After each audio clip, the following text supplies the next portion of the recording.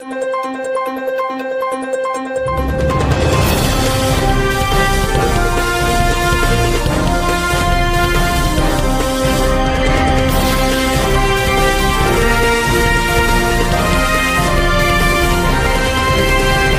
मी advocate माणिक शिंदे, कोल्हापूर जिल्हा शेतकरी संघटना अध्यक्ष।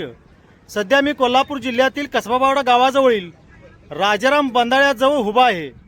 माझ्या पाठीमागील बाजूस हा राजाराम बंधारा आहे आणि ही पंचगंगा नदी आहे। पंचगंगा नदीमध्ये वाळू एवढी जास्त झालेली आहे की जवळजवळ 10 ते 15 फूट वाळू या तलावाजवळ साचलेली आहे आणि अशीच परिस्थिती या पंचगंगा नदीमध्ये झालेली आहे। पंचगंगेच्या मागे किंवा इकडे पंचगंगेच्या पुढे कुठेही गेलं तरी वाळूमुळं पात्र ही उथळ झालेली आहेत आणि पात्र उथळ झाल्यामुळं यामध्ये पाणी जास्त बसत नाही आणि त्यामुळे कोल्हापूरमध्ये मोठ्या प्रमाणामध्ये महापूर येतो। जर या पंचगंगा नदीतील वाळू काढली, साधारणपणे 3 मीटर वाळू काढली तर पात्र हे खोल होणार आहे आणि खोल पात्रामध्ये पाणी जास्त बसणार आहे आणि त्यामुळे कोल्हापूरचा महापूर टळणार आहे।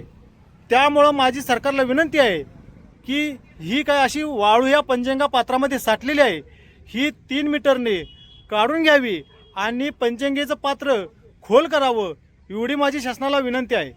आपण बघताय की किती मोठ्या प्रमाणामध्ये वाळू या नदीपात्रात साठलेली आहे।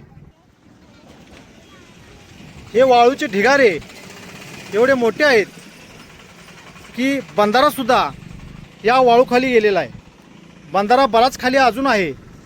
मोठ्या प्रमाणामध्ये वाळू या पंचगंगा नदीपात्रात साठलेली आहे आणि यामुळं पंचगंगेमध्ये पाणी जास्त बसत नाही आणि पंचगंगा नदी ही उथळ झालेली आहे। 3 मीटरने ही वाळू काढली तर नक्कीच या पंचगंगेमध्ये जास्त प्रमाणात पाणी बसणार आहे आणि कोल्हापूरचा महापूर टळणार आहे।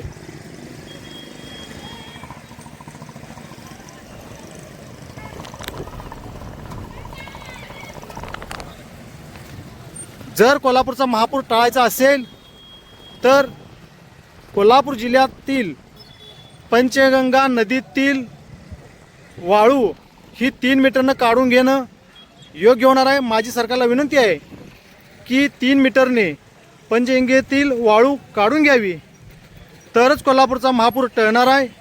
एवढंच या निमित्ताने सांगतो। धन्यवाद।